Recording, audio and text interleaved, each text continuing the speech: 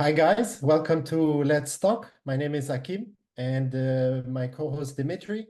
Today we're going to discuss Latin American stocks with two Latin America experts, Raphael Pizzaia and Jorge Perilla, and we will discuss their strategies, their top stocks, how to deal with the Latin American stocks and stock market, and how to achieve good performances, I would say even excellent performances with Latin American stocks. It's more difficult than picking big US stocks like a lot of investors do. You need a lot of skill to be able to analyze. There's a lot of politics involved. There are scandals. There's a lot of emotion in Latin American trading. And we will discuss this tonight. So the first question, guys, why Latin America? As simple as Mm, that. Why Latin America? Okay, hello Demetris, hello Akim. Thank you for having me in the podcast. So, well, the first question, I think investing in Latin America is a great way to diversify the portfolio. There are always like several opportunities in different industries. We're gonna talk about them later. But I think right now, since 2022, there has been like a really big shift in the geopolitical situation all around the world, and this situation has like a really effect on several or most or one of the most important stocks in either Brazil or Colombia. You might also know that, for example, Colombia and Brazil obviously are both really big exporters and oil producers, right? So that's why the prices in 2022 went from 60, 70 to almost 130. So I think that's why, well, I'm guessing, but one of the strategies Rafael Mhm. is using is this one, investing in this type of stocks. Petrobras is a really good, it's the biggest oil company in South America. Ecopetrol is the second one. And that's why the biggest portfolio holding right now in my Mhm. eToro profile is Ecopetrol, right? So when you mentioned the 2022 geopolitical shifts, so you're referring to the Russia-Ukraine war, and you're saying then in a way that so Russia used to provide a lot of oil and a lot of energy and natural gas to Europe. Germany's industry was heavily dependent on Russian energy. So you're saying that the war in a location that's very, very far from Yeah. South America is actually benefiting South American energy. Well, in the case in Colombia, in Ecopetrol, there was somehow a benefit. Uh, the real starting point, in my opinion, was 2020 with the COVID, all the stimulus received from different central banks. But after 2022, when the war started around 28 February, I think so, the prices went really high, right? And Europe tried to find different ways to get the oil, right? In the case of Ecopetrol got some trades with European. You can see for example, the participation of Ecopetrol in Europe, and it increased dramatically. So with the high prices, with the great devaluation of our currencies in Colombia, there was like a higher revenue for our company, right? Mm. But that's actually a really interesting perspective because, for example, Dimitri, let him speak for himself, but Dimitri is very, very US heavy, practically 100% on US. In my case, I'm also very US heavy. I have some European stocks, but the European stocks are very correlated to the US. When US goes up, Europe goes up. When US goes down, Europe goes down. And essentially, I mean, this is quite interesting, actually, what you're saying. You're essentially saying that Latin American stocks, at least energy ones, are a hedge to the geopolitical trouble that the West is currently in, right? But is it just the Latin American energy, or is Latin America like completely uncorrelated? Because there are other factors that impact Latin America, right? Like currency. There's a lot of movement when it comes to currencies. The demographics is also very different. Is growing very quickly. So maybe for example, in my case, I have only one Latin American stock. It's an Argentinian. It's Mercado Libre. It's Mercado Libre. it's a e-com stock, right? And I think it has like a lot of future there in Latin America where people are quite. I've never been to Latin America, but from what I've heard and read, people are very digital there, right? Very It's connected. the Amazon of Latin America. Yeah, Mm. really Yeah, big one. it started, I would say, 20 years ago. I remember myself not knowing what is Amazon, not knowing what's eBay, but I would be buying like a nice hat from Mercado Livre in Brazil, or Mercado Libre in South America, no, in general, without Brazil. So they started before Amazon, so that's why they are leading there. Ah. And I don't have familiarity with their financials, but I would assume they are very similar to Amazon. But they have I would say that they have a big market share over there. And if Amazon wants to get there strongly, they would have to maybe do some acquisitions as well. So Yeah, but Mercado I Libre would, is growing very quickly for sure. But so Amazon doesn't have a presence or has a small presence in Brazil and in Colombia, or Amazon, they yeah. were not well known. For example, me, I know I live in Europe, okay, but in Brazil, a normal person, like a person that is living there and so on, you don't put Amazon.com when you're gonna buy something. You would put MercadoLibre.com. You have more possibilities of products and so on. So I think it's more developed in this sense. But I would like to come back to the energy one. I would like to come back to give my point of view on the why the Latin American energy, especially oil related, why it's kind of a hedging in terms of currency, that we have the big risk currency in South America now. So oil is worldwide now, like, so if the price of the oil goes up in Europe, it goes up in Brazil as well. So it goes up in South America, depending on the count. Most of the countries, except if you are in countries that are not so open, like in terms of the free market. So this it's a way that you, as a Brazilian or a South American, you can connect yourself to outside, to external factors, like in the sense of the conflict that we are having now. So, of course, nobody wants the conflict to have, but it benefited by the increase of price of petroleum, and it has, and the oil energy in general. It's a kind of good and bad at the same time for South America, because they're very rich in natural resources, especially energy. And by being that rich and not such a stable democracy, we end up being a kind of a speculation attack happening with the country. So with the benefits, you have a lot of risks if you think financially and socially, of course. So we don't want to enter in this topic, but as well, it end up being influenced by other countries, more so powerful. so you would say, does it mean that it's riskier than to invest in, for example, Petrobras, to take Petrobras? Is it more volatile because it depends on a lot more? For example, ExxonMobil, I'm mentioning ExxonMobil because it's a top stock. I mean, Dimitri loves it.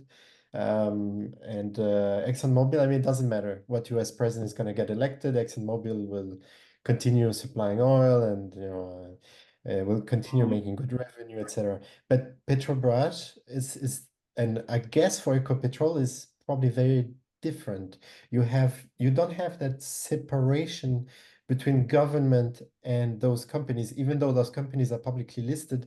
You have a lot of probably connections in between. Former politicians become executives there, and right, there's a lot of. That's the issue. Yes. That's the issue right there.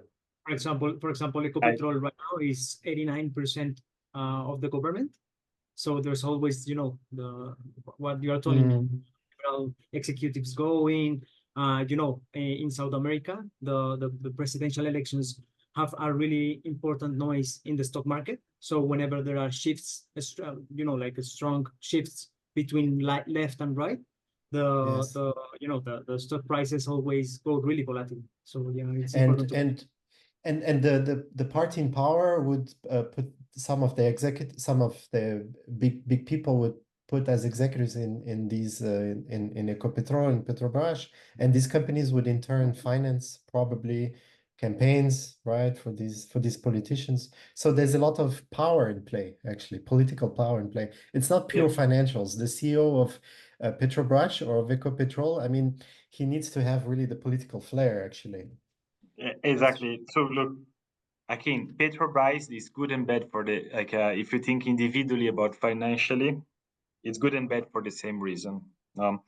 So Petrobras, I remember from my emotional memory that when I was it was in 95, 96. I remember when they made the IPO. It was before 100%. Hey, that ages you, huh? That ages you a little bit.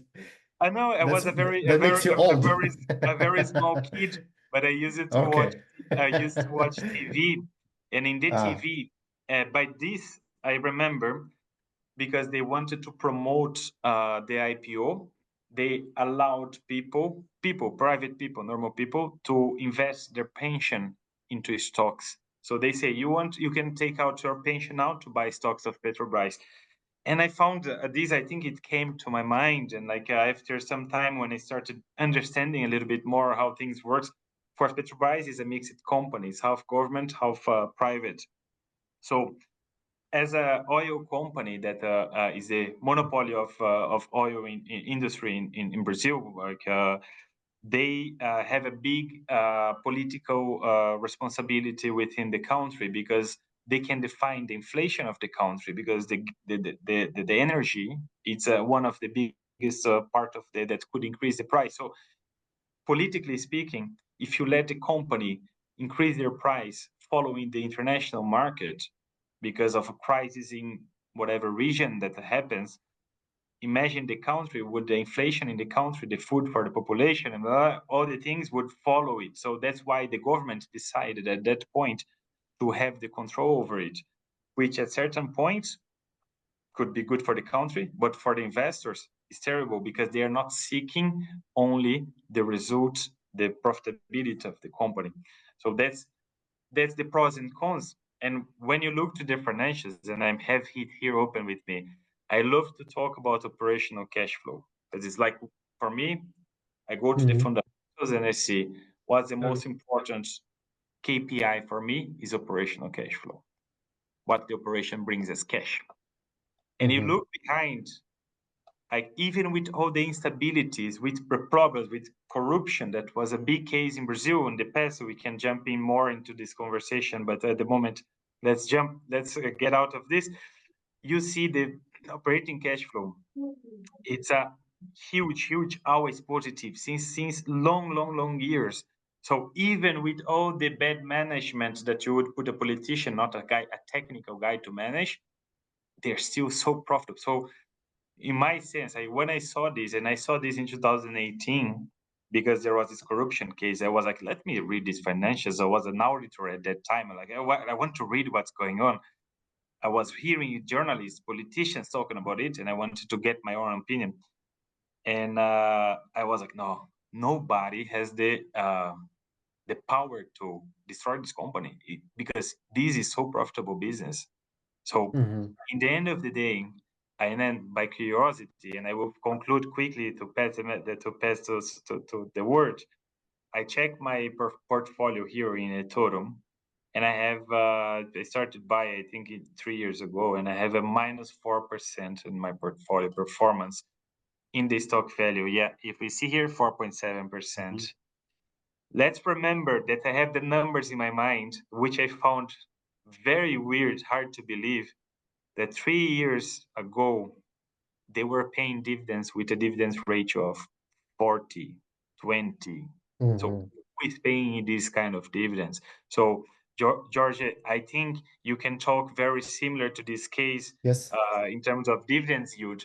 It's crazy. Yes. Imagine you put 200 euros 1 year later, you get 140 euros. Yes. It's like even if you're afraid to destroy the company because it's too much cash out.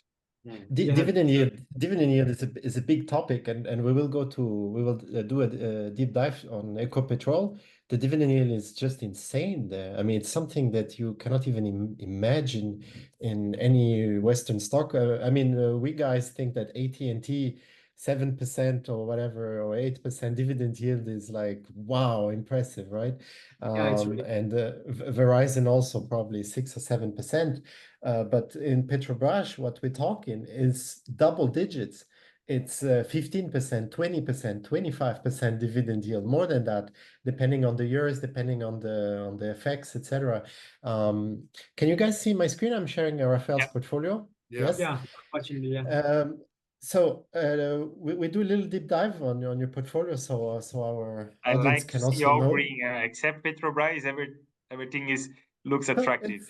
It's quite interesting because most of your stocks, I mean, you're very diversified, but it feels like you have you're tech heavy, I would say, overall. Although it's very, very diversified. You have retail, you have financials, you have airline, etc. But it feels tech heavy also because Microsoft takes close to 20%, close to 1/5 of the portfolio's value, and Petrobras takes 1/10. And it's quite, I would say, it's interesting that the two stocks make 1/3 of your portfolio.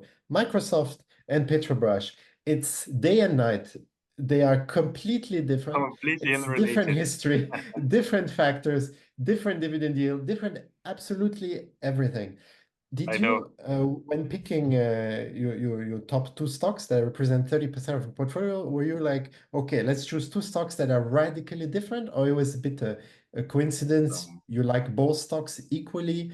What happened here in the selection process, and how does it fit your overall strategy?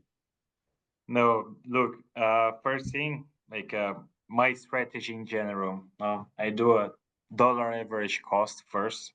I will never put a big amount of some in 1 month. I would do small amounts during the month. So because I don't want to have a heavy impact in the month. For me, I would rather have 1% per month instead of a 20% 1 month and then less 15 less next month. So I do this, which helps me to not have a crazy. You're never gonna see my rare, except for an Nvidia that you see 50%, and that is a lucky one. But you're gonna see every stock that I buy is month by month small amounts. So the reason for that, it's my strategy, which is I focus a lot in DCF valuation. So I had the chance in my professional career to be a little bit involved in some DCF valuation, and this helped me to understand what is the real value of a company, what this company is going to generate for you in the future.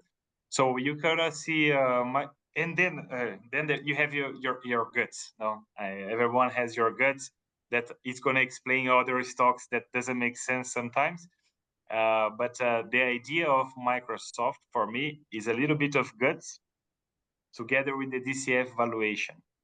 I see the DCF valuation that, of course, I'm not doing the DCF valuation for all my stocks, but I have sources from other platforms that gives me the real value, and I compare with them and I see if it's reasonable. But it's most, I see the DCF valuation for Microsoft is more or less the same. But in my guts and at my professional career, we cannot live. We are very dependent of Microsoft, and not only mine. Everyone I speak with, we have Teams, we have Excel, we have all the tools that Microsoft provides. Now with the OpenAI and all the things, I have in my mind that this company is not going to stop. It's going to keep going and going and going. And you see now the monthly, you the buy monthly regularly. Yes. I'm just sad when it goes up too much, because then it means that it's not the right price. It goes down, I buy more. So Essentially, every time you receive a salary, you do a forward to to Microsoft stock. yeah.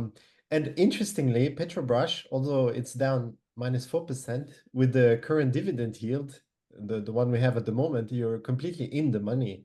You're probably have a 20% return, even if it's at -4%, because the dividend yield is around 20%.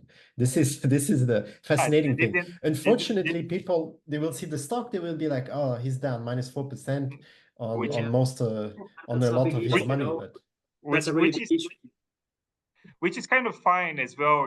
Like I do it for myself, and I'm happy if there is some visualization of it, and someone is attracted for whatever strategy that is for this. But Petrobras, in fact, I am happy when it goes down because I can buy more with the high dividend yield.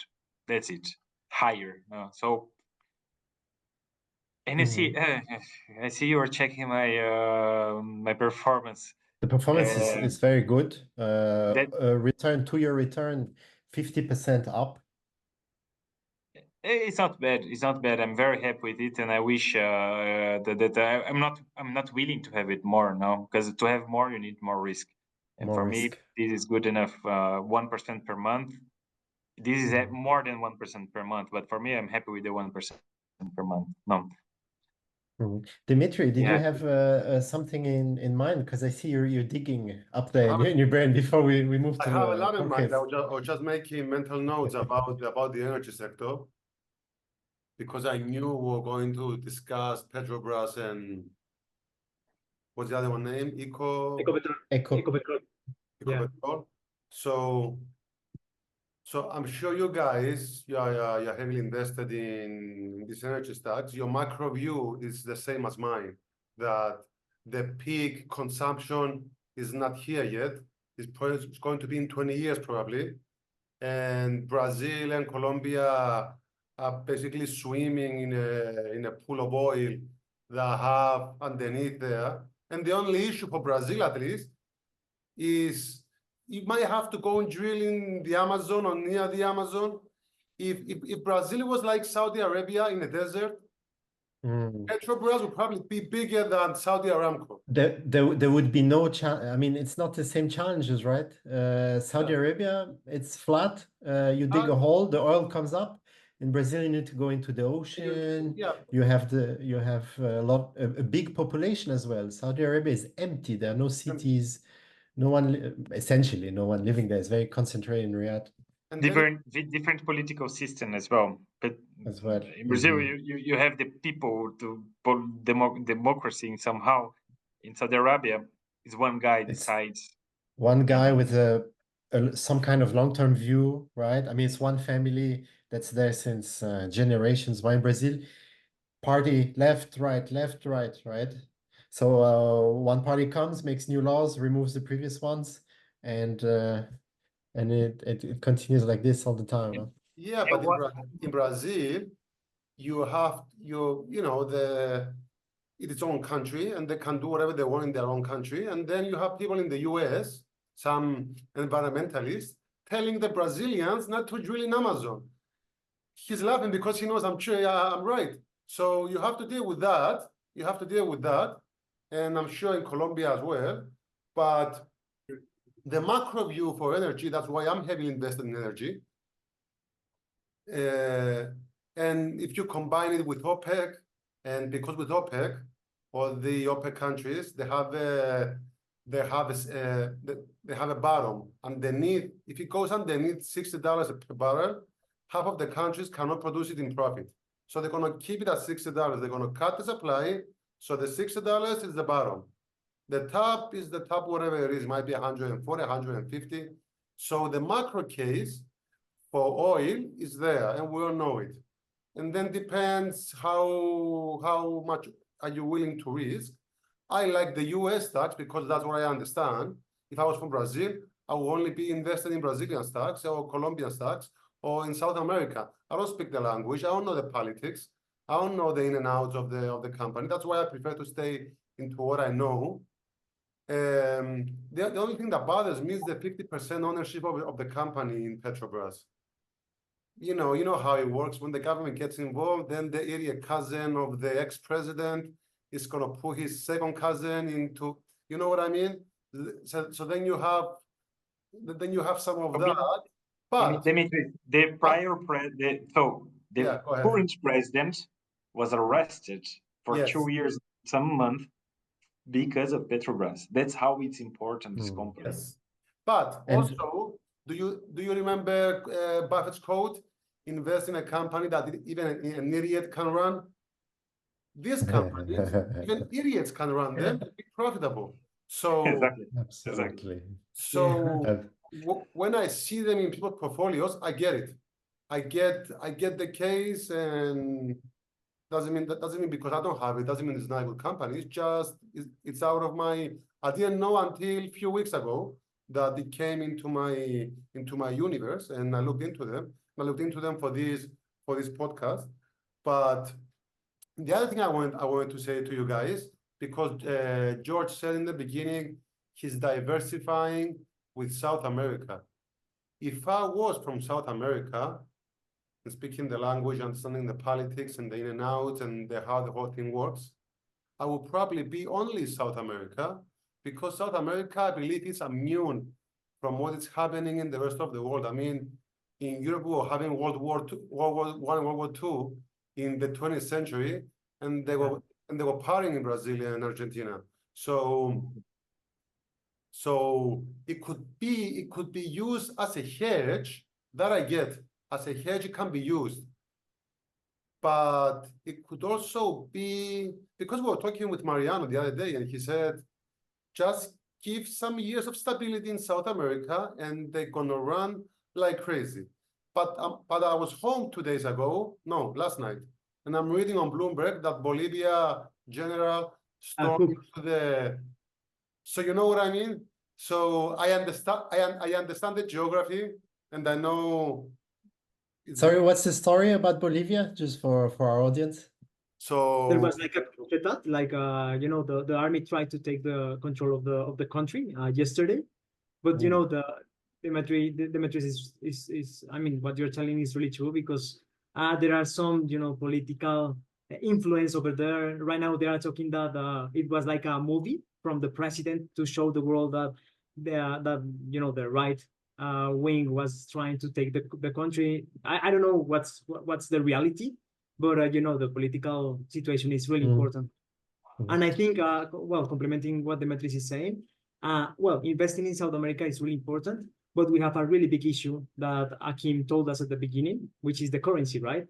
Because you can see our currency, for example, the Brazilian real, Colombian peso, Argentinian peso, and you know, in a big frame time, 10 years, 15 years, our currency, for example, in our Colombian case, our currency has almost devaluated 5 times in 15 years. I mean, 15 years ago, $1 was around 1,000 pesos. Last year, $1 was 5,000 pesos, you know? So there's a really big, important devaluation there to consider while investing in companies here. And that makes it difficult probably to also attract local investors. Perhaps that's also why Ecopetrol is majoritarily owned by government, and people, they prefer probably to hold US dollars, right? Rather than invest in Colombian shares. And if you don't even have the national investors on board, it's difficult to market it abroad. And also one thing that perhaps doesn't help, I don't know if you guys have an opinion on that, but as far as I know, Brazil and Colombia are not OPEC members. There are some discussions for Brazil to have an observer seat in the OPEC plus, but both countries are not OPEC members. So Brazil is in the BRICS. In the BRICS, but not in the OPEC. And in the OPEC. And perhaps it's also a bit Petrobras and Ecopetrol don't have the control on oil prices like some, like Saudi Aramco in Saudi Arabia, or even ExxonMobil in the US and Chevron. It's because they have the population to satisfy the supply. The rest of the countries of the OPEC, they usually have the oil, and they don't have the population to consume it. So they have to get all together and control the price. Brazil, if you cut everything, Brazil is not going to have a problem generating their own energy. So, and they don't have to sell it overseas or to any other country, at least to the ones that they are the neighbor. Yeah, but they don't have to ship it. We might have difficulty in refining it because we are producing mostly crude oil. Refining it, we need to export and import back. I think, in Brazil. Not, I don't know exactly the percentage, but we are Yes. dependent in part of the refining it. Is it And the, is it the geography because of the mountains and the forests and some places that when they drill it? That's political. That's That's political? political. That's Brazil is the farm of the world. South America is treated as a farm of the no. It's like you can explore, but you need investments and big investments from foreigner capital to refine the crude oil. So it's a challenge to Brazil to be completely independent, but there is some certain independence because we could indeed make a big investment, and the government could, with a big debt increasing. But I want to come back to the FX currency, and I will throw a question if you can answer to me, like what's the best, which I don't know, the best bonds, governmental bonds in Europe? How much is the interest rate that we can get from a guaranteed 100% from the government? I hope So you because I have no idea.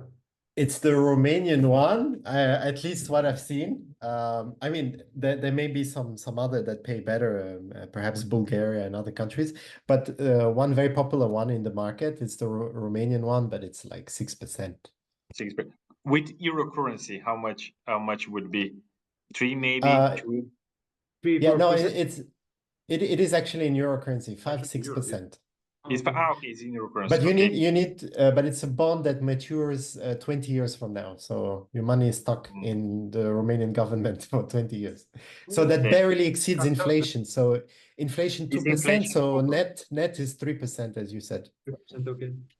Brazil is paying 10.5% today. Mhm. So why we don't take our money, put out there, 10.5 guaranteed by the government? The government But it's will paid not in real, right? In Brazilian real, which Exactly. loses, exactly. which has the risk to lose at least as much in 1 year. What is the So the inflation FX, rate in Brazil? the FX plays a big role there as well, and the inflation as well. What is the inflation rate in Brazil? So they have a target, normally targeted inflation for the next 12 months of 3.5 to 5.5. But let me see now, because I don't know exactly how much is today. That's not so bad. I think it's And in 4%. Colombia? Yeah, Colombia is really high right now. It's 7%, and the government bonds are giving like right now 1 year, no, like 2-year bond is giving 11%. Yeah, in Colombian pesos, right?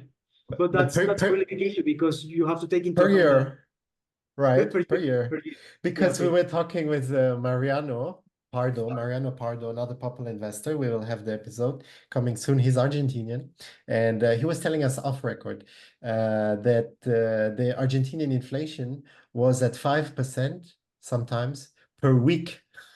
Yeah, it was If you really can high. believe it.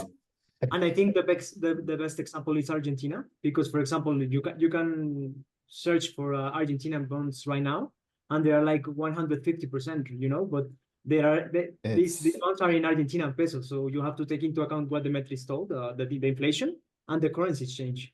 Because for FX example, risk. I think I told Demetris in the last summit, or was Akim, I think, that last year, for example, you can get government bonds in Colombia around 18%, right? But what happened last year? Last year, our currency gets strong. Not devaluated. How do you say?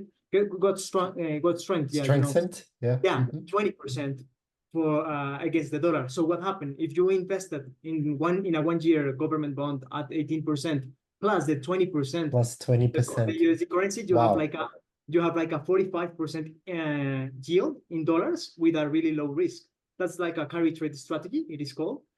There are some risks, because maybe the currency can go even higher. But that was like a golden opportunity in Brazil, in Colombia, in most South American countries, because last year most of the currencies went really down. Strengthened against the dollar. Yeah, it is a big challenge as an investor. For example, here in Europe, like me, if I buy a government bond, it's for 30 years, right? I know precisely what the money will be worth 30 years from now for my retirement. I can plan a retirement. But for example, Colombian bond is applicable to other Latin American countries. a bond is more like a stock, almost like a crypto eventually, given the volatility. So how does that impact the investing in Petrobras and in Ecopetrol? Those companies, they have most of their contracts in US dollars, they pay their dividends in dollars, right? The share price is in dollars as well, American dollars. New York Stock Exchange, but you can buy also from Bovespa, it's a Brazilian stock exchange. There is a big impact. First, I will step back to the wealthy Brazilians or South American investors. Why for them is not as interest to go abroad to invest? First, you lose with the FX to change. Second, why are you going abroad if most of your stocks are paying dividends of 5%, 6%? Or if your government is paying interest of 10.5% with the inflation of 4.5, and net interest is like a 6 point something percent. So it's not so interest for as a local to go abroad, except to diversify. Because let's look what happened with Venezuela. Imagine the wealthiest person in Venezuela that didn't have diversification abroad. You lose everything with the inflation of 3,000% in certain period. Now, like you lose everything. So the reason for a wealthy person in South America to go abroad is for diversification and hedge on the risk of the country. And that's really sad, because for example, I don't know if Akim and Demetris know, but for example, Venezuela got the biggest oil reserves in the world, bigger than Saudi Arabia, bigger than USA. So it's really sad to see this situation, because the potential growth for Venezuela right now is really important. Venezuela could be at the level of Saudi Arabia, Emirates, etc., given their oil reserves, very large oil reserves. I've read that the oil in Venezuela is a bit complicated to extract. It's mixed with sand and it's a bit thick. But if you have proper refinery, and that comes back to the problem of Raphael, is if you don't have a refinery in your own country, you don't have as much value add. You don't make that much profit as a country on the oil that you have on your soil, and foreign companies get a big share of that profit, and it's a bit a challenge. And I wanted actually to do a quick dive, or quick or longer dive actually, in Jorge's portfolio, which I find actually very interesting. So let me here share. But for example, Akim, I don't know if you remember, Yes, but go ahead. 1 year ago, Guyana has found really important oil reserves in their country. So I agree with you. I mean, South America has got a lot of resources. Copper, for example, Chile, Bolivia, and Peru has got a really lot of copper, and several companies, including, for example, Tesla, are searching for taking the resources for the electric cars, because EV cars are highly dependent on copper. So I think there are really good strategies over these countries. Yeah. Absolutely. For it's not only oil. We talked a lot about oil, but you have really a lot of resources that the world desperately needs, and because of political struggles, but a lot of interests and involved, that it's not that straightforward for Latin American countries to be able to make a proper living from the enormous resources they have, at least at the moment. And Jorge, I shared the screen. Are you able to see it? Yes? Yeah, I can see it. So performance is very impressive, a very good track record. So over the 4 completed years, you have an average above, I would say, above 15%, probably 16 or 17% per year. So this outperforms the S&P this year, and you will tell us what's been happening in the first 6 months. But this year, you're heading towards your first red year, potentially. We're only halfway through. -5% is still recoverable. I think it's important to mention here, Akim, that for this year and this week exactly was the ex-dividend date for Ecopetrol. So it was yesterday, and the dividend is around 6%. So eToro doesn't update the time between the ex-dividend date and the payment date. So that's why Mhm. I know I have a lot of investors asking me, hey, what's going on with the portfolio? And I have to explain them that we Yes. have to wait the 7 days, 8 days for the payment to be received and update the yield, because Yes, eToro and doesn't count that. Yeah. I wanted to give you the floor on that one, on the -5%. Before giving you the complete floor on that, it's important for our viewers to know 2/3 of your portfolio is on Ecopetrol, the Colombian oil company. I believe it has a dividend yield of 30%. You correct me if I'm wrong. 30%, 30, not 3.0, 30% dividend yield on every share. So tell us, why are you 2/3 invested in Ecopetrol, and why -17% means you're in profit, actually. You're in the money.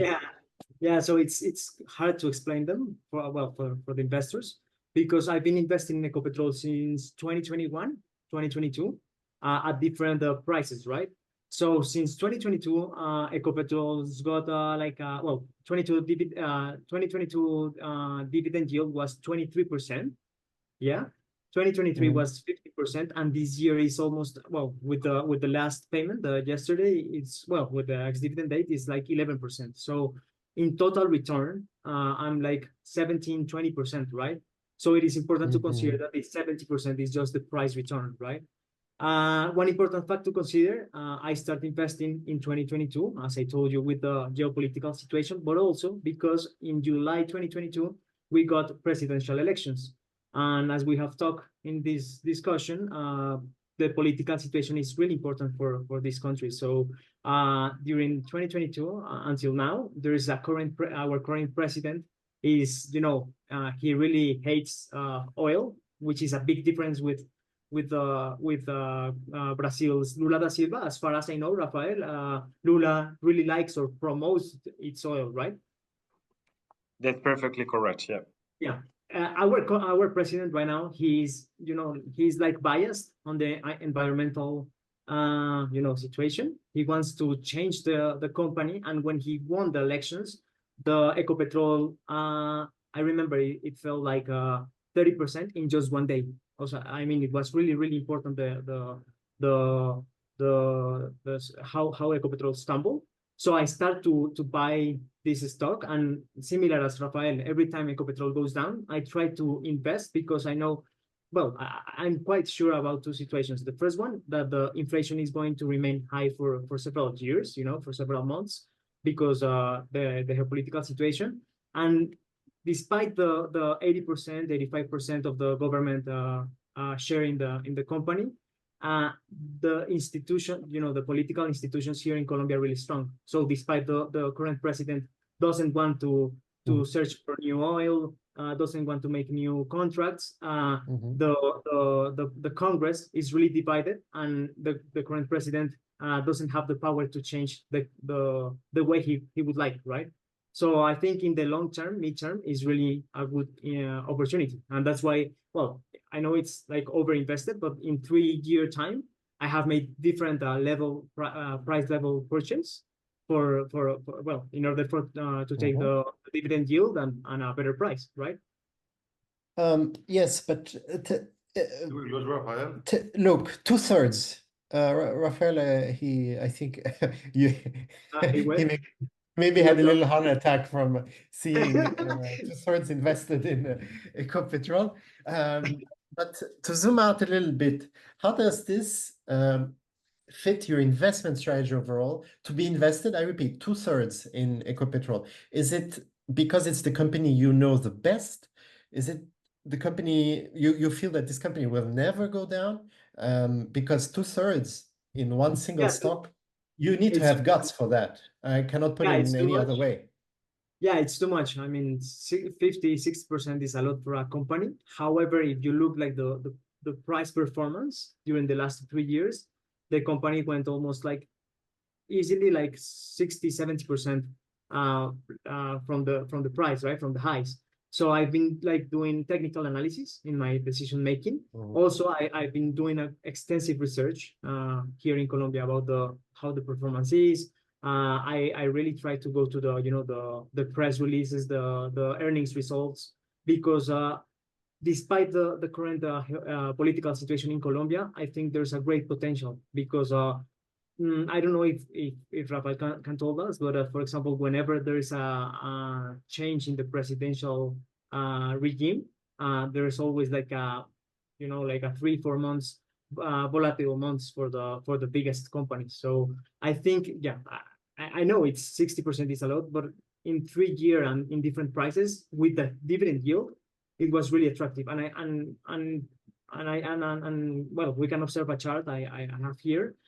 In a 10-year period, we can observe that there are like big macro changes. So, for example, from 2000 to 2020, there was like a commodity boom where Colombia, Brazil, and most South American countries benefited. From 2010 to 2020, there was, the correction of the oil. Oil went from 70 to 30, 20, even minus 40 in 2020 COVID. And right now I'm expecting that from 2022 to 2023 might go or might have a higher average from the last decade, which will benefit Ecopetrol, right? So it's important to consider this geopolitical situation, but also for example, the dividend ex-dividend dates of the dividends, right? Because for example, a 6% dividend, it will be reflected on the price on the ex-dividend date, right? Diversification is protection against ignorance. It makes little sense if you know what you are doing. And Yeah. this feels, because you seem to be very knowledgeable in Ecopetrol, you essentially chose the stock because you know it best. You follow it, you follow the releases, you like the dividend yield, you feel that there is macro tailwinds, right, supporting the company. Dimitri, you wanted to mention something? So you have basically 70, so you have 90% of your positions on the top 4. So why do you even bother having the rest of them? Like 0.58%. I mean, it's just a headache for no reason. Just looking for the because top. I have taken the dividend and I'm trying to diversify it on different industries, right? So right now with the upcoming dividend, I will try to diversify on technology sector because as you may see, I have few technology stocks, maybe one or two, and I will try to diversify these commodity heavy. But this is quite interesting, actually. By the way, my quote was of Warren Buffett. I didn't mention it, full disclosure. I don't want to have his lawyers after me. It's the first time I see a trickle down, in the US, trickle down economics, where we give a lot of money to the rich, we leave them have a lot of money, and we hope that it trickles down to the poor. This is trickle down stock investing. You put a lot in Ecopetrol, and then the dividends from Ecopetrol, you take them and you reinvest them slowly in other assets. This is really actually a fascinating strategy. What is the payout? What is the payout ratio of the Ecopetrol? Well, with for 2024, it was like 55%, which is really, really high. Okay. But it was because there's another important fact to consider in South American countries, which is the tax regulation. Last year, with the current president, they were trying to add another tax, for oil companies, a 25% dividend tax on the stocks. But luckily, this, as I told you, the Congress is really strong here in Colombia, and this tax didn't pass. So it's like a great way to take the dividends right now if the politics or if this tax regulation changes. So I will have to change the strategy because as I told you, I'm a long-term investor. I'm seeking for 3, 4, 5 years. Yes, you mentioned in your bio, investing is a marathon, wealth is a marathon, not as a sprint. Is there any political danger? Because you mentioned a lot politics. Is there a political danger to Ecopetrol, a risk? What are the key risks here? Is there an environmentalist party that could potentially win, or what key risks do you have in Ecopetrol? Yeah, the environmental parties, and the current president is like he has like some facts or some opinions against Ecopetrol. which is like a really big difference with Brazil, because as far as I know, Brazil has taken all the advantage with Petrobras and their decisions, even more with BRICS, because I know you can correct me, Rafael, but with the BRICS association, I know that Brazil exports are going really, really good, right? In general terms, I mean, here in Colombia, we have the big issue that the current geopolitical, the current political situation doesn't want to take a full advantage of the current prices and the possible trades we can have worldwide. So there's like a big discussion because between the current president and the political, parties between investing in this company, in this industry, or not.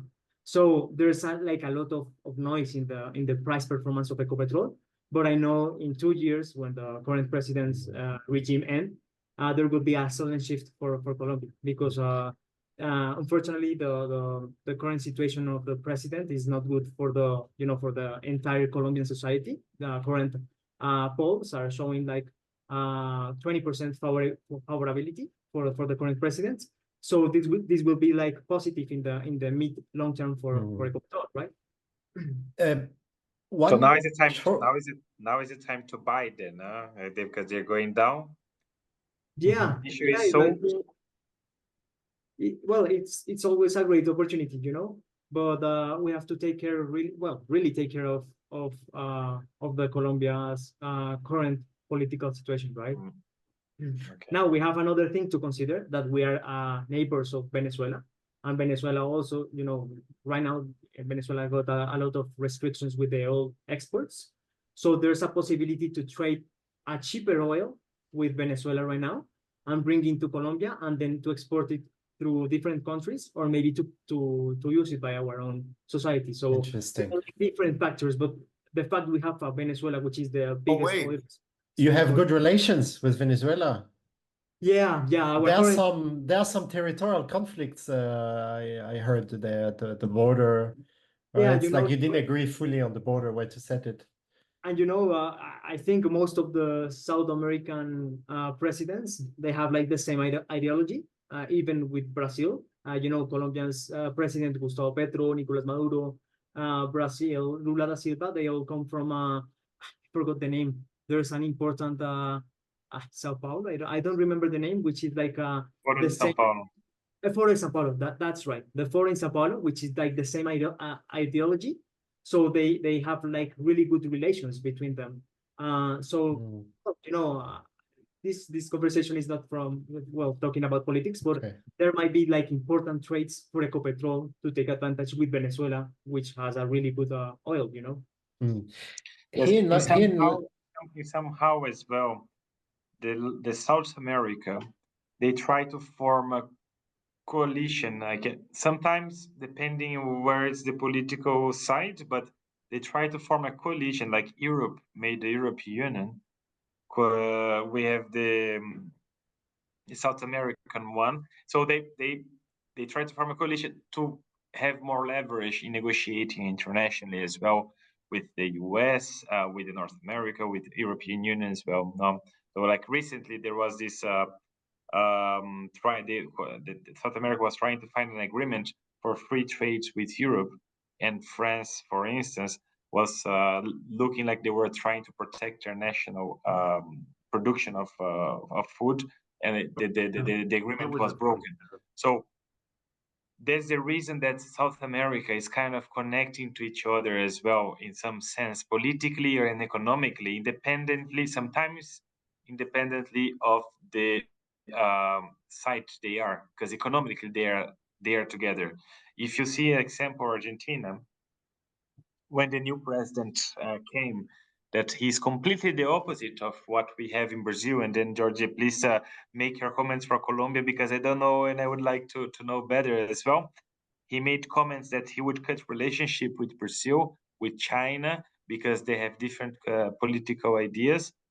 However, he entered into power. The reality is very different. You cannot cut relationship with your best partner commercially and the second best part commercially. So there is a lot of noise in terms of politically, but economically, these countries, they are connected to each other. Yeah, that's true. And for example, there are like, a new wave of political ideologies, like the one you mentioned in Argentina, for example, in El Salvador. So this is a really important thing to consider while investing in South America, right? Because, for example, I know that Javier Milei, the current Argentina president, he wants to promote like the dollarization of the economy, and it will bring important remarks on the Argentina economy.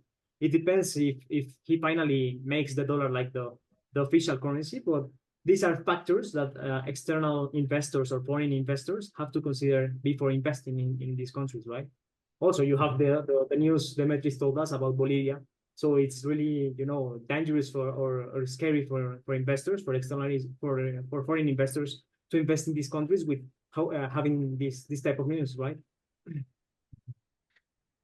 The price in Luxembourg of 1 liter of oil is $1.6. How much is it in Cyprus, I have no Demetris? idea. I have no idea. I don't look when I go and get gas. What? But Uh, it's in Europe. It's probably around. It's not. I think the most expensive countries is Italy and Spain, I believe. But it should be Maybe around 1.6, 1.7. I'm not sure. At the liter. yes, the liter, an oil, the liter of oil. Jorge, you're live from Colombia. How much does it cost, 1 liter of oil? Well, we use gallons. Gallons are like seven, I, 3.5 liters, 16,000 right? Yeah. pesos. 4 So point. it's like let me do the calculation really fast.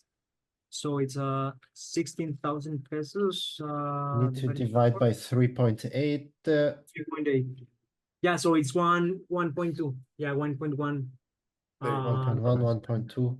So it's fairly expensive, I believe, for Colombian salaries. I'm not sure what is the median salary in Colombia, but in Europe, I would say give or take.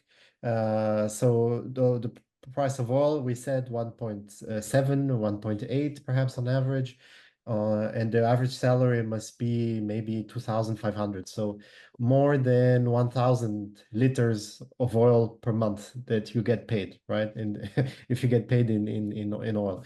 In Colombia, what would be the average You have to salary? consider that last year, oil prices skyrocketed in Colombia. They were like 65% increase by the government decision because, as Rafael told us, we have also like interventions from the government not to be really expensive the oil for the Colombian society, right?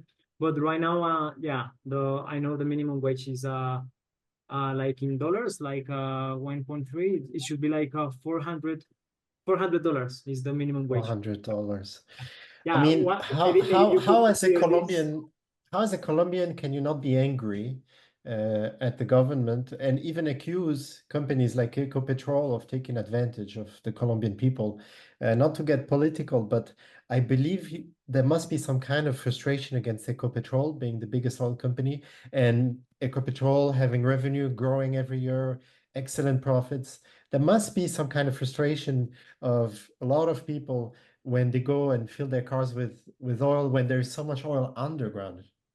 Yeah, a lot of Colombian people got angry with this situation, not with Ecopetrol, but with the government because the intervention is from the government. So what happened? There's like an agreement between the government and Ecopetrol that, for example, right now, well, last year they increased the oil prices, but there's a current deficit in the government paying these differences with the international trade oil prices and the current prices in Colombia, but the government is the one having the deficits, right? So what is happening that Ecopetrol, despite having a really good years, is paying off the dividends to the major shareholder, which is the government, but the government is trying to fix this deficit by doing other type of investors, right? Of investment, sorry. So what is really happening is that of course, during the last year, several Colombian, well, a lot of Colombian people went to the road to protest against the government, and they are trying to pause this hike in the prices because as you told me, Akim, people cannot afford for the car, right? For filling the car. So it's really tough Absolutely. for the government, more specifically. Ecopetrol, well, of course, the profits are record, but because of this intervention of the government, they are not as really good as, for example, the North American, oil industry. Yeah. So the really frustration is with the government, and that's why we are observing the polls showing a really low, like it's 20%, 21% of our ability to the current president. That's extremely low. So It's a really tough situation. Yeah. that's the details that you should know if you're gonna get involved into a company in a foreign country, and that's often the details that I'm gonna speak for myself because I don't speak Spanish or Portuguese. Yeah. I'm not just gonna Google ExxonMobil and then I'm gonna get everything right in front of me in English and read them. So it adds another layer of complexity for a foreign investor that doesn't speak the language or understand the political system or the politics or the way that people do things in that country, because it varies from country to country, in my opinion. Americans do things the one way and the Europeans do things a different way. So we might be all sitting on eToro, and sometimes I'm laughing because you see some people, they are spread their portfolio like in all 5 continents. They have a company in Japan and in Brazil and in Chile and in Australia, and they probably live in Ireland, okay? And pretending that they understand all these different cultures and languages and ways. And I think it's a mistake. I mean, if you can do it, God bless you, but stick to what you know. So you live in Europe, for example, Raphael, he lives in Europe, but he's from Brazil. So he understands 2 languages at least, 2 ways of thinking, and 2 ways in the politics. So he can do more than the average person that only speaks English and never got out of New York City. You know what I mean? So I agree with you. I have an opinion on that. Yeah, go ahead. For individual people, investors that are investing small amounts, we don't have specialists to review financial statement. The fundamentals influence the decisions that are taken. Who is going to be the director and so on. We cannot do that. But hopefully, we are here discussing about it. The viewers can hear about Petrobras and say, let me take a chance, put 1%.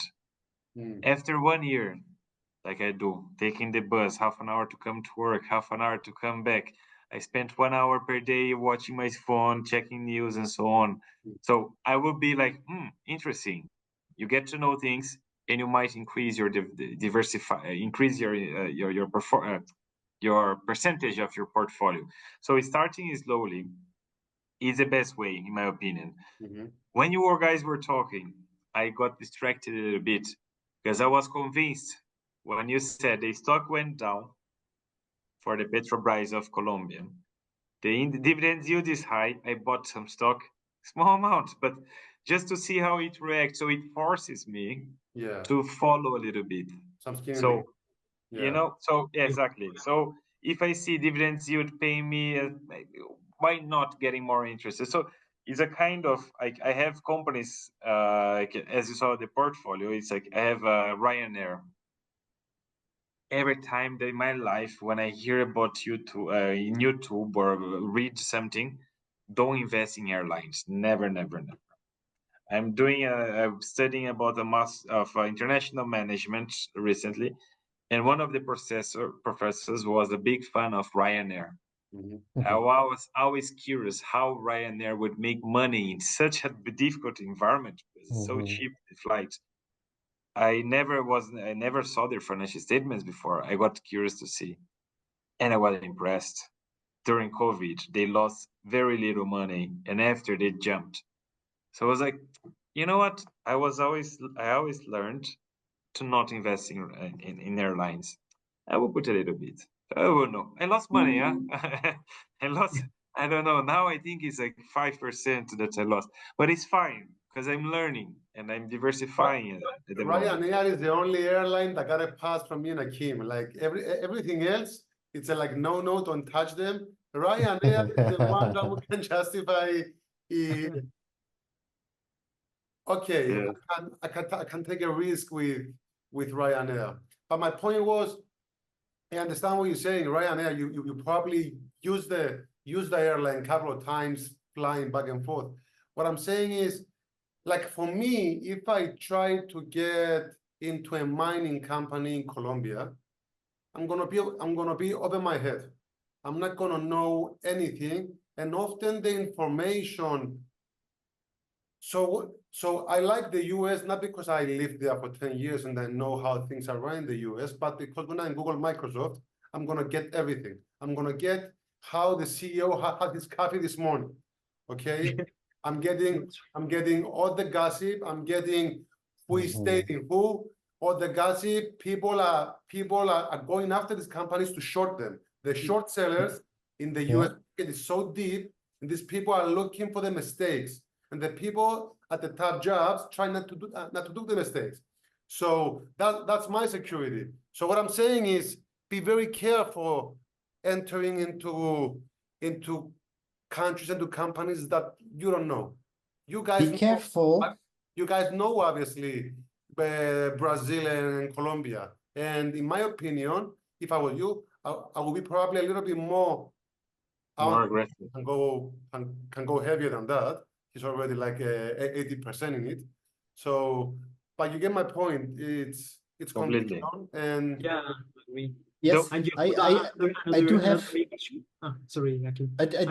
Just Ah, go ahead. Or okay, go I ahead, just go want to ahead. mention something quickly with Dimitri. I do have to disagree to some extent with what Dimitri just said now, because Dimitri, when you invest in the US, you're competing again with thousands of hedge fund managers, yes, millions of equity analysts, yes. and in South America, perhaps the situation is different, and you guys have some kind of advantage.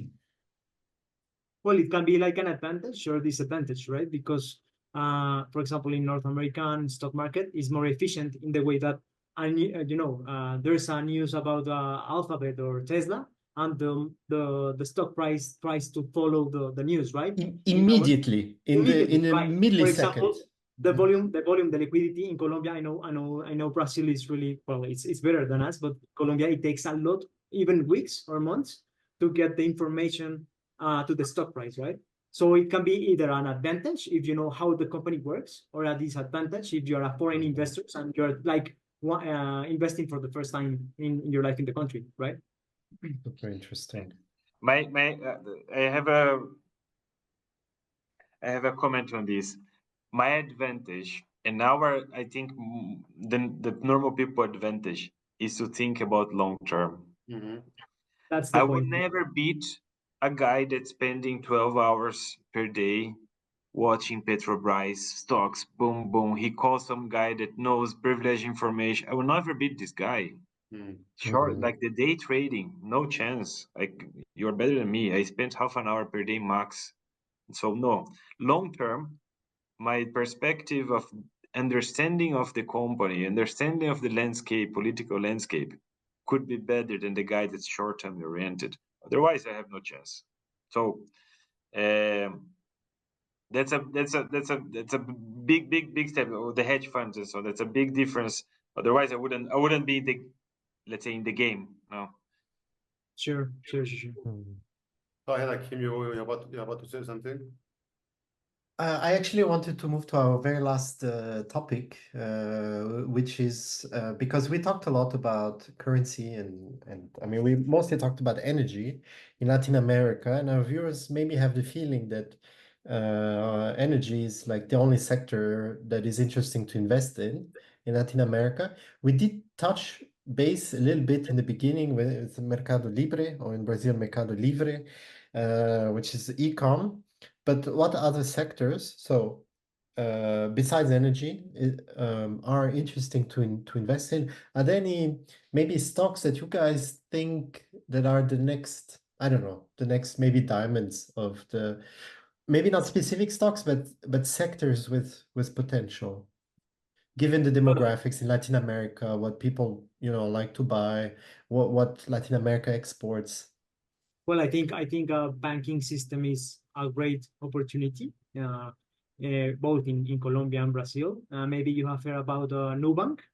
Nubank is a really interesting company, in Nubank, my yes. opinion. Yeah, Mhm. Nubank is a It's fintech, Brazil-based. right? Yeah, To it's fintech. some It's like a extent. digital bank based in Brazil with a Colombian CEO. So I've been watching it for a while, like 1 year, Mm. maybe, or less than 1 year since it get an IPO.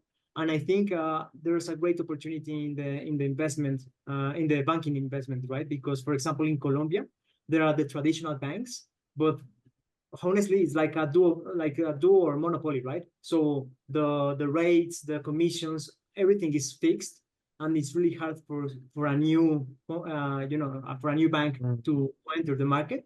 And for example, David Vélez with Nubank try to get in the Colombian market, and even in Brazil and Mexico and several other countries, and is doing really well, this company. So I think well, maybe Rafael got an opinion about Nuance, but I think it's a really great a company, right?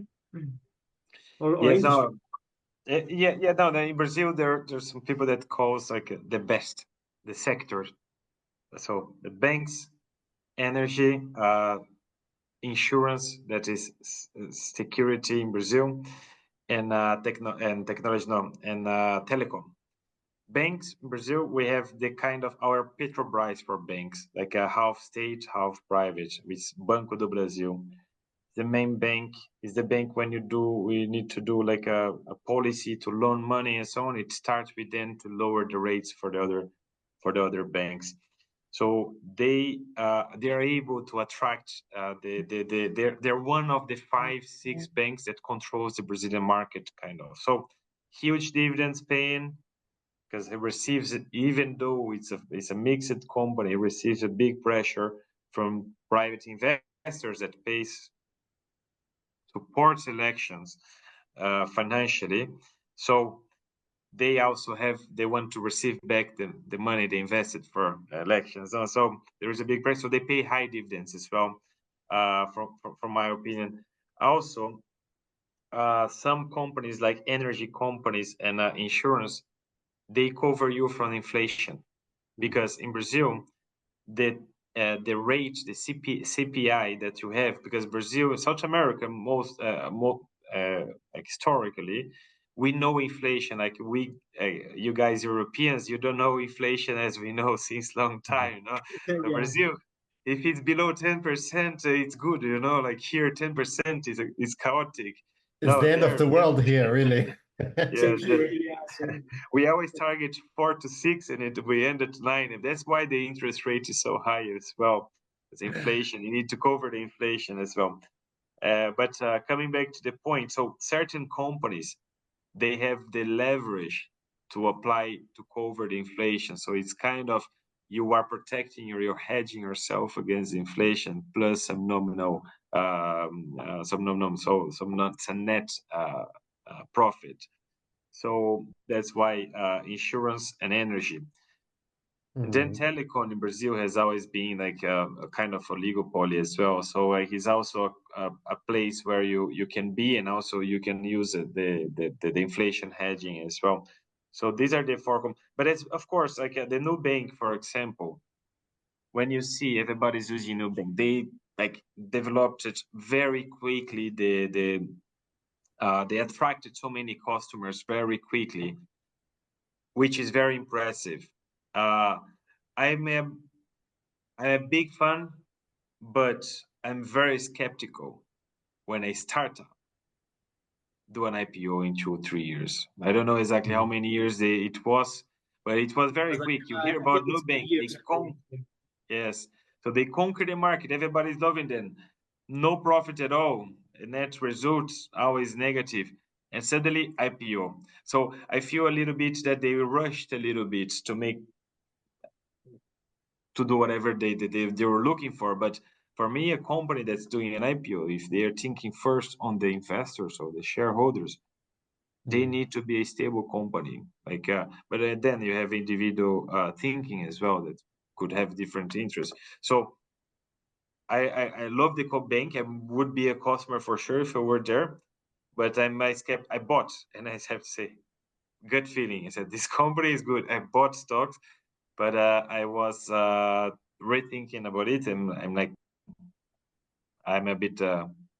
So after the conversation, after doing all, this is the 15th episode, I came to the conclusion that if they drop you in any country of the world and you want to invest, just go with the banks.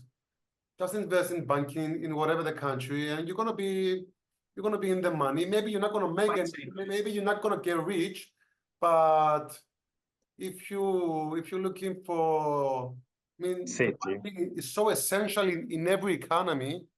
Mhm. Maybe digital, maybe the traditional bank, the investment banking is so essential to the economy, to every economy, whatever the how strong the economy or how small or how big. So investing into banks, it could be a go-to.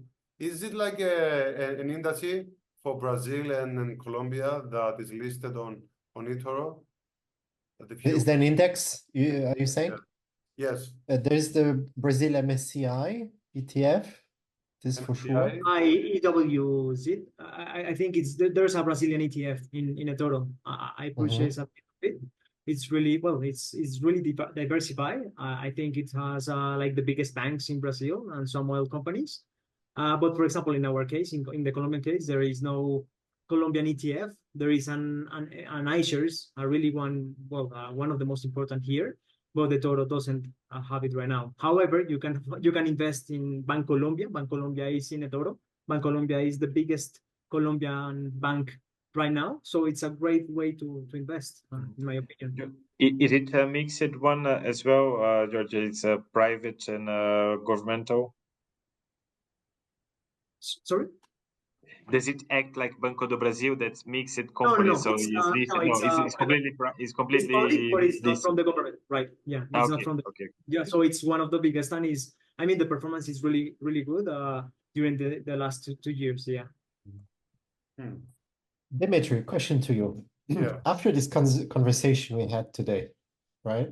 Yeah. Do you feel like you want to, I don't know what's the minimum stock purchase on eToro? Is it what, $50 or is it 10? I think it's 10. Do you feel like you would invest $10 in Latin American stock now just to follow it? Or Dimitri, because I know that you're very, very US, right? It's Yeah. hard to deroot you from that. But today, after the discussion we had with the potential in Latin America, with the dividend yield that's there, and with the growth that's there, and as a hedge to the geopolitical turbulence You that know we what?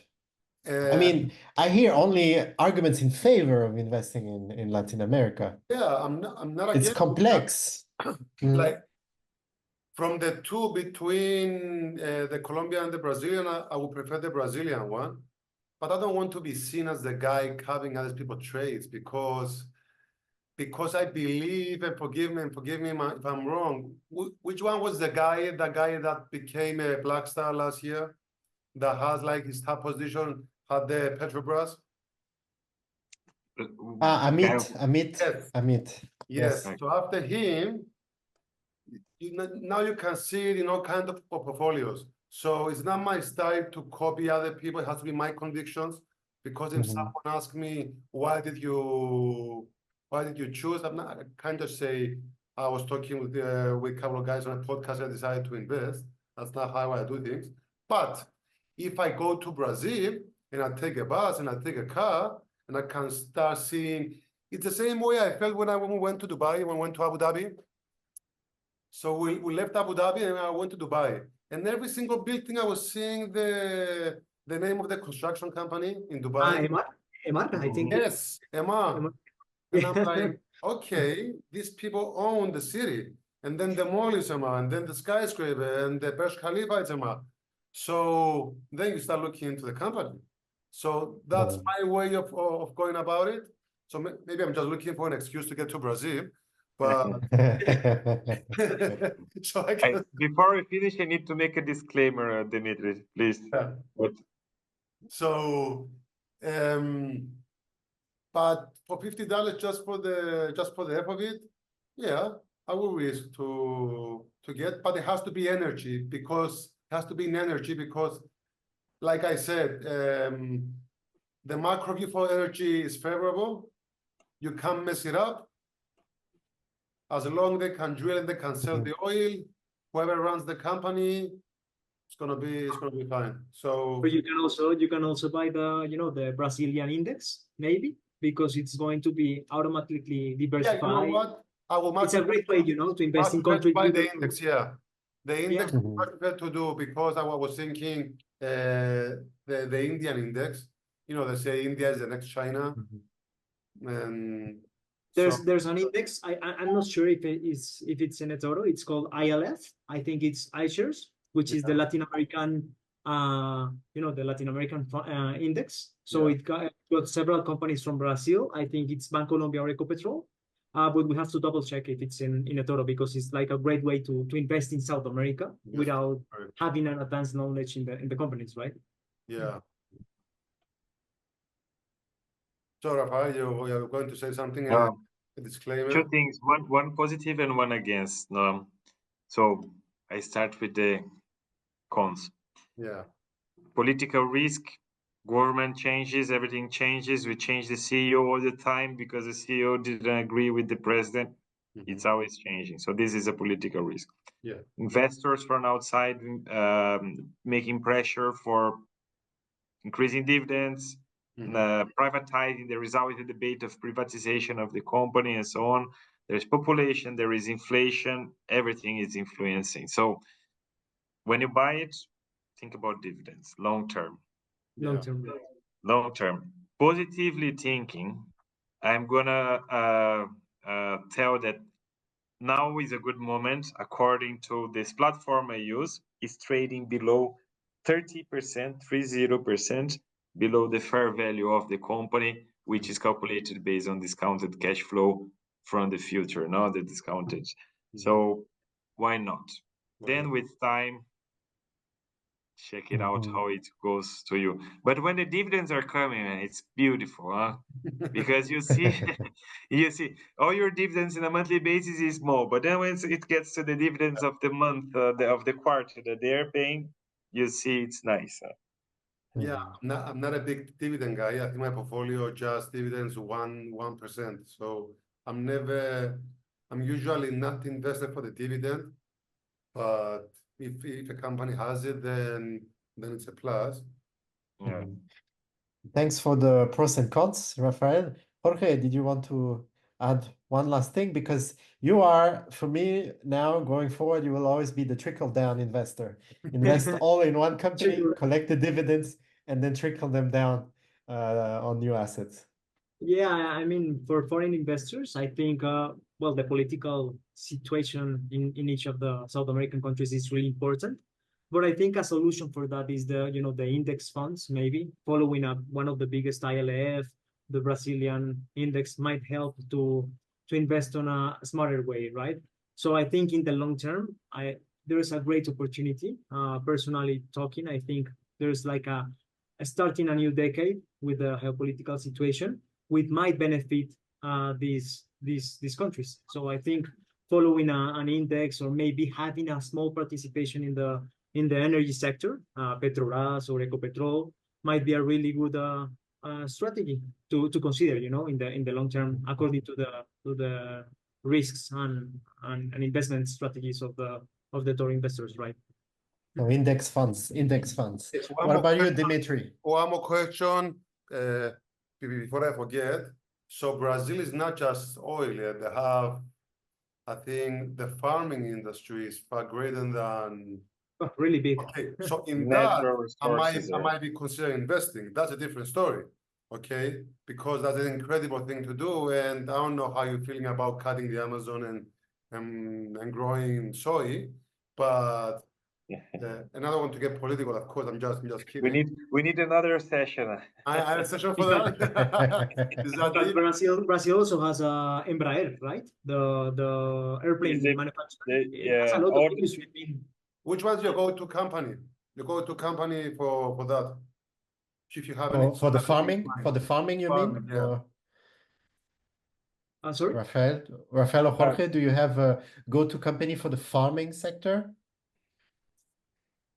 Rafael, do you have anyone? I don't know if there are any big ones publicly listed. I think there is BR Foods. BR Foods. No, BR Foods is Greece. BRF. There is like I don't know exactly how you say the name in English, but there is a big protein producer in Brazil. So like that was exporting a lot of protein, making the commercial balance of Brazil positive, no, because we are big producers of meat. However, again, here it comes the political landscape. Yes. There was corruption involved with the government, even if it was a 100% private company. They were interacting with the former president. So every time you're gonna have to deal with that when you talk about big companies. Not every time, but most of the times that because we as a economical Brazil took it very seriously. The Keynes, like that, you need to do the national champions. No? So Brazil invested, loaned a lot of money into the national champions. So we, in this case, with a very low interest. So in this case, you have a lot of connection. Yeah. So I don't have any food I to don't have recommend to. for this. That's okay. I was just wondering, it was like, it wasn't a question that we discussed, we're going to ask, but the conversation brought it, and I was like, okay, that's a sector, because I said that to Akim before, if you're gonna invest into a foreign country, then you want to invest to what country does well. So I'm 95% invested in the United States, and I only have one position in France, which is LVMH. What the French do With global revenue, essentially. Global revenue, global, LVMH. yeah, Yeah, it's but worldwide. so what they do best, the French people, they do luxury goods and purse and perfumes and all that. So you go to the source of whatever that, and energy is not one's country only. A lot of countries do well energy, but you're trying to pinpoint to the sector that the company has, that the country has a moat around it, and it's going to be protected, because I'm also a long-term investor. So you don't want to just buy for the next month. You want to buy and hold for the next year, so maybe decades. I love that. I love that, Dimitri, actually, because I completely agree with you. I'm very US and Europe heavy on stocks that I know that are well covered. But when I go away from the US and Europe, for example, I have some Chinese stocks. What they do best, in my opinion, I mean, they do a lot of things very good, but what they do best is retail. Yeah. So online selling. I have Meituan for that. And I have Alibaba for that. Alibaba is much more than just retail selling. They have banking for retail people. Essentially, China is the demographics. That's their biggest moat. And when you invest in China, you have to see which companies make revenue on the demographics in China. And the same with Latin America. You have to see what are the modes of the countries. Colombia is known for energy. Ecopetrol, I think, is a very interesting bet. I personally added it to my watch list. I need to read more about it, study a bit more, but Sure. it might integrate at some point my portfolio, maybe this year. Brazil has a fantastic company, which is Petrobras. We discussed it at length today. Full disclosure, I have exposure to Petrobras already since a couple of months, or at least several weeks, long before this episode was planned. I have Portuguese roots, and on Portuguese TV, we have a lot of news about Brazil, about Petrobras, about Lula. So it's kind of part of my environment, Petrobras, right? I kind of grew up with it without being Brazilian, because in Portugal, there's really a lot of news about Brazil. We have a lot of Brazilian people living in Portugal every day. You have some news coming from there. And today, I think what was really interesting about this episode is that Latin America is not covered sufficiently. It's fantastic as a hedge to the world, but it's not just a hedge. At the same time, there's a lot of growth in Latin America, and there are a lot of very interesting companies, profitable, that are growing, and it's very complex because there are a lot of factors that are involved. It's not like a US stock where you just go check the financials and the valuations say that, yeah, the valuations, it's cheap, I'll buy it. No, you need to look at the politics. You need to look at who is currently in the management, what is the relationship between the company and the government, a lot of things really to pay attention to.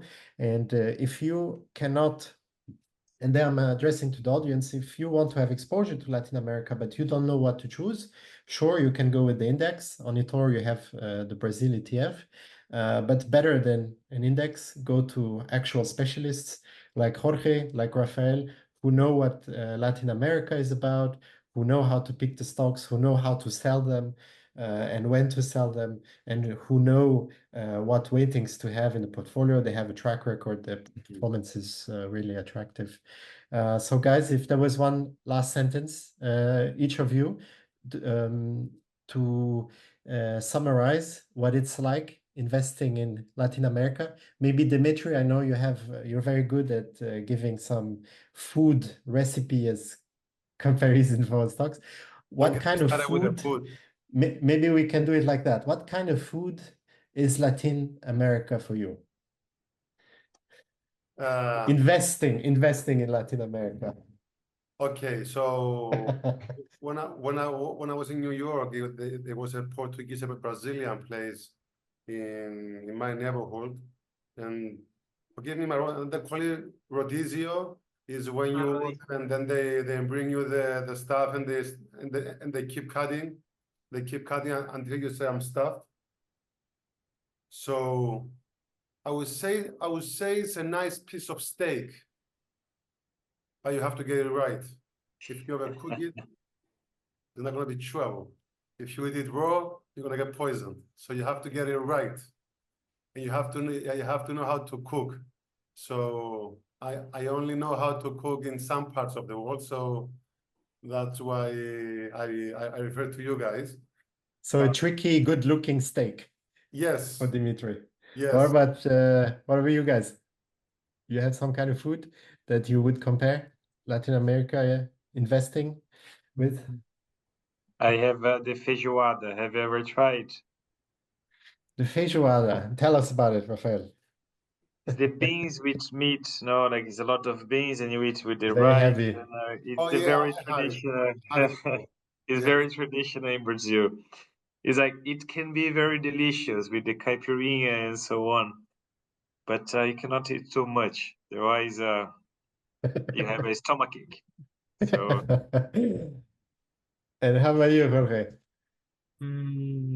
Maybe, there's a typical Bogota food called ajiaco, which is a soup.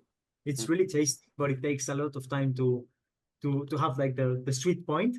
So maybe my phrase should be like investing in South America should be like preparing an ajiaco, It takes time, but if you are a long-term investor, you will have the sweet spot in Colombia and South America. I love that. So we are in agreement that some work is required and some knowledge to enter. Okay. In my case, I said picanha. It's Picanha, it's yeah. Really it's famous. Brazilian. It's Sure. when you go to a restaurant, they keep bringing you different meats, right? Beef, sheep, whatever you want. They keep bringing. You cannot stop. You keep eating it, and you even get grilled bananas in the end. You get all types of things. You might end up with a big stomachache, or you might end up stabbed by the server's picanha stick if you don't tip enough. Yes. So it's really important to always have some cash on the side when you invested in Latin America, and always be ready to buy more. Yeah. Really good All one. right, guys. Thank you for the conversation. Honestly, it was really great. I think our audience really learned a lot of things about Latin America, and we will put the links to your eToro portfolios, Amazing. Jorge and Rafael, so the guys can check your portfolios and can decide to copy you, because you are absolute experts. We discussed offline. We discussed a lot offline with both of you together. And for me and for Dimitri also, you guys are the go-to people for the Latin American market. So thanks a lot. you so much. Guys, if you have questions to Jorge or Rafael, you can always write them at the end of this episode. You can write them down. We will forward them to our guests and they will be happy to answer. And don't forget to follow our podcast, to rate this episode. And thank you for listening and see you next time. Thank you, Thank you. guys.